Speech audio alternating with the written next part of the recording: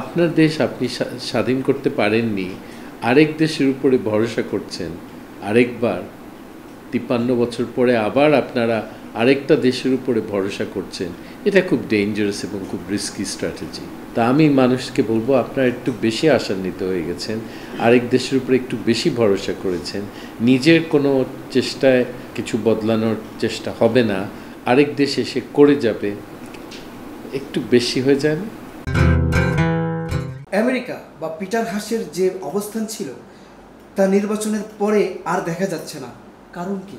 Peter হাসের আপনারা একটু বেশি গুরুত্ব দিচ্ছেন, তার আনাগোনা এটা অত গুরুত্বপূর্ণ না। সে একজন অ্যাম্বাসেডররা নীতিগত ব্যাপারে তারা সিদ্ধান্ত নেয় না, তারা নীতি বাস্তবায়ন করে। স্টেট ডিপার্টমেন্ট থেকে যেভাবে তাকে কাজ করতে বলবে সেটা করবে। সো আপনি পিটার হাসের ব্যাপারে আপনার কোনো উত্তেজনা থাকা উচিত না। সে তার ইনস্ট্রাকশনে চলে। সে একজন অ্যাম্বাসেডর একটা পোস্টম্যানের মতো অনেকটা। সে কোনো সিদ্ধান্ত নেয় না এবং পলিসি তার মাধ্যমে এটা তৈরি হয় না। সে উপদেশ দিতে পারে, সেই ব্রিফিং নোট পাঠাতে পারে ওয়াশিংটনে, কিন্তু তার কাজে আমি উত্তেজিত না। সে যা খুশি করুক। কিন্তু আমেরিকানরা কেন জিনিসটার থেকে পিছিয়ে গেছে, এই প্রশ্নটা মানুষের মধ্যে আছে। কিন্তু আমার উত্তরটা সেম, যে আমেরিকা করবে তাদের সুবিধায়, আপনার সুবিধায় না। আপনার দেশ আপনি স্বাধীন করতে পারেননি, আরেক দেশের উপরে ভরসা করছেন। আরেকবার ৫৩ বছর পরে আবার আপনারা আরেকটা দেশের উপরে ভরসা করছেন। এটা খুব ডেঞ্জারাস এবং খুব রিস্কি স্ট্র্যাটেজি। আমাদেরকে স্বাধীন করতে হবে আমাদের দেশকে। এটা কি করে ঘটবে আমি ঠিক জানি না, কিন্তু যে কোনো ফেরাউন একদিন তাদের একটা শাসনকাল শেষ হয়, এটাও হবে। পিনাকরঞ্জন চক্রবর্তী তো বলছেন ভারতের ভূমিকার কারণে পিটার হাস নিষ্ক্রিয় হয়ে গিয়েছিল। পিনাকিবাবুর এই কথাটা আমি ঠিক শুনিনি, কিন্তু এটা ঠিক না। আমার মনে হয় না আমেরিকা ভারতের প্রেশারে কোনো কাজ করবে। তারা একটা সুপার পাওয়ার। ভারত তাদের প্রেশারে কাজ করতে পারে, কিন্তু আমেরিকা ভারতের প্রেশারে কাজ করবে না। এটা একটা ভুল ধারণা ওনার। তদবির করতে পারে, কিন্তু আমেরিকা তদবিরকে কোনো পাত্তা দিবে এটা কোনো ভরসা করা উচিত না। ভারত শক্তভাবে শেখ হাসিনার পক্ষে কাজ করছে, এটা তো সবাই বুঝতে পারছে, এবং সেই জন্যে দেশের মানুষের রাগও মোদী সরকারের উপরে দিনে দিনে বাড়ছে। ভারতের উপরে না, মোদী সরকারের উপরে, ভারতীয় সরকারের উপরে দিনে দিনে বাড়ছে। এবং সেটা আপনারা দেখতে পাচ্ছেন, ভারত পণ্য বর্জনের যে একটা আন্দোলন, সেটাতে সাধারণ মানুষ সাড়া দিয়েছে, এবং এটা খুব বেশি না হলেও কিছুটা প্রভাব পড়েছে ভারতে। রূপপুর বিদ্যুৎ কেন্দ্রের ঋণের কিস্তি পরিশোধ শুরু করতে হবে 2026-এ। এই কিস্তি শুরু হলে বাংলাদেশের কী কী সংকট পড়বে বলে মনে করেন? এটা তো প্রথমেই তো অনেক চুরি হয়ে গেছে। 2.4 হাজার মেগাওয়াটের একটা পারমাণবিক যে বিদ্যুৎ কেন্দ্র, এটার খরচ হওয়া উচিত 4.5 থেকে 5 বিলিয়ন। ভারতে খরচ হয়েছে 4 বিলিয়ন। তা আমাদের এখানে এটা এমনি প্রথমেই 12.5 বিলিয়ন। মানে এটা আমাদের প্রধানমন্ত্রীর কাছাকাছি লোকরা তারা প্রথমেই অনেক পয়সা করে নিয়েছে, রাশিয়ানরা পয়সা বানিয়েছে এবং ভারতীয় কন্ট্রাক্টররা পয়সা বানিয়েছে। এটাতেই প্রায় $8 বিলিয়ন চুরি হয়ে গেছে। তো এই টাকা ফেরত দিতে অবশ্যই কষ্ট হবে, কারণ এটার আউটপুট, এটার যে আমাদের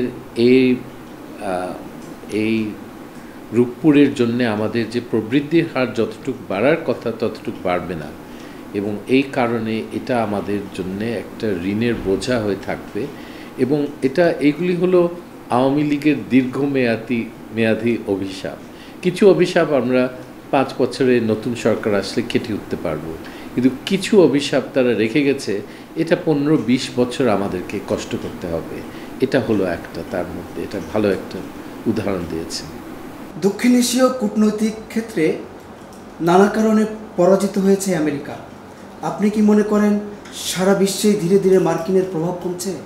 দক্ষিণ এশিয়াতে সেরকম তারা প্রভাব খাটাতে চাইলে এখনও তাদের ক্ষমতা আছে সেই প্রভাব খাটানোর।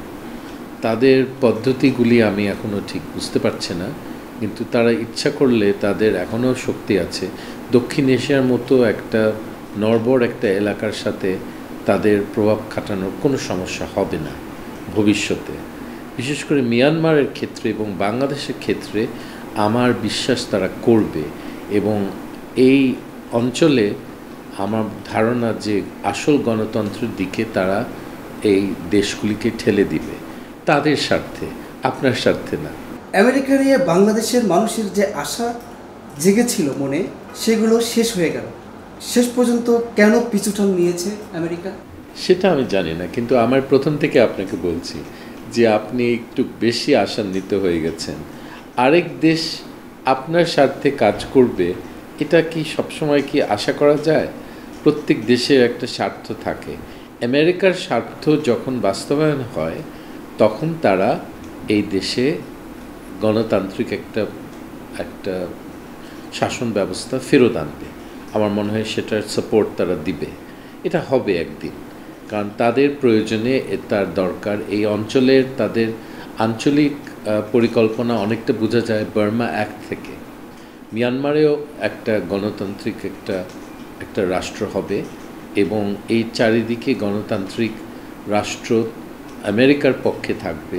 তাদের একটা ধারণা, একটা স্বৈরাচারী শাসক নর্থ কোরিয়ার মতো তারা সাধারণত আমেরিকার বিরুদ্ধে থাকে, বা পুতিনের মতো বা ভারতের মোদির মতো তারা আমেরিকার বিরুদ্ধে থাকে, কিন্তু আসল গণতান্ত্রিক দেশগুলি আমেরিকার পক্ষে থাকে। এটা খুব স্বাভাবিক, এবং তারা সেটা চাইবে, এবং এটা ভবিষ্যতে হবে। এই মুহূর্তে হচ্ছে না। কেন পিছিয়ে গেছে সেটা আমি জানি না, কিন্তু এটা সত্য যে তারা পিছিয়ে গেছে। তা আমি মানুষকে বলবো, আপনারা একটু বেশি আশান্বিত হয়ে গেছেন, আরেক দেশের উপরে একটু বেশি ভরসা করেছেন, নিজের কোনো চেষ্টায় কোনো কিছু বদলানোর চেষ্টা হবে না, আরেক দেশ এসে করে যাবে, একটু বেশি হয়ে যায় না? আমি শুনে খুবই খুশি হয়েছি। চেঞ্জ টিভি প্রতিষ্ঠার পর থেকে এটি অত্যন্ত বস্তুনিষ্ঠ খবর পরিবেশন করছে। তাছাড়াও দেশের অর্থনীতি, রাজনীতি, বিভিন্ন বিষয় নিয়ে তারা জাতির সামনে বিভিন্ন তথ্য তুলে ধরে। আমি মনে করি বাংলাদেশকে আরও উন্নত বিকশিত করার জন্য চেঞ্জ টিভি আরও অবদান রাখবে, এবং বাংলাদেশে একটা অন্যতম গুরুত্বপূর্ণ একটা মিডিয়া হিসেবে প্রতিষ্ঠা লাভ করবে। চেঞ্জ টিভিকে আমি তো মেলা দিন ধরে দেখছি। চেঞ্জ টিভি যতদূর সম্ভব বস্তুনিষ্ঠতার সাথে কাজ করছে, এবং এই জন্য চেঞ্জ টিভির ভিউ আরও অনেক বেড়েছে, অনেক। আমি নিজে যে অনেকগুলো সভা করে এখানে ইন্টারভিউ করেছি, কোনো ক্ষেত্রে আমি দেখেছি মিলিয়নের মতো হয়েছে ভিউ, মানে অন্য কোনো জায়গায় এত হয় নাই। আমি মনে করি চেঞ্জ টিভি ভালো কাজ করছে। প্রচণ্ড চাপ আছে, তার মধ্যেও চেঞ্জ টিভি যদি তাদের এই নিষ্ঠতা রাখতে পারে তাহলে এটা আরও ভালো করবে। আমি তাদের সাফল্য কামনা করি। এই চেঞ্জ টিভি মুক্তিযুদ্ধের ধারাবাহিকতায় তার ভূমিকা রাখবে, মুক্তিযুদ্ধের সপক্ষে তার ভূমিকা রাখবে, এবং মুক্তিযুদ্ধের চেতনার আদর্শকে ধারণ করে লালন করে চেঞ্জ টিভি উত্তরোত্তর তার উন্নয়ন, তার সমৃদ্ধি আনবে। এটি হচ্ছে আমার বার্তা এবং আমার প্রত্যাশা। জানুয়ারি 1 তারিখে চেঞ্জ টিভির প্রতিষ্ঠাবার্ষিকী।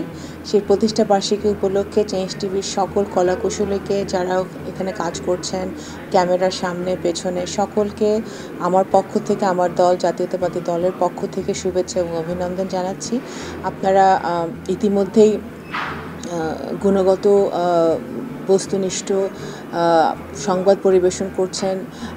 সারা দেশ থেকে সত্যটি তুলে এনে আমাদের সোশ্যাল মিডিয়ার মাধ্যমে, প্ল্যাটফর্মের মাধ্যমে মানুষের সামনে তুলে ধরছেন। সেজন্য আপনাদেরকে ধন্যবাদ জানাই। আশা করি মুক্তিযুদ্ধের চেতনাকে ধারণ করে আপনারা স্বাধীনতাকামী মানুষের কথা বলে যাবেন, গণতান্ত্রিকামী মানুষের পক্ষে থেকে কাজ করে যাবেন।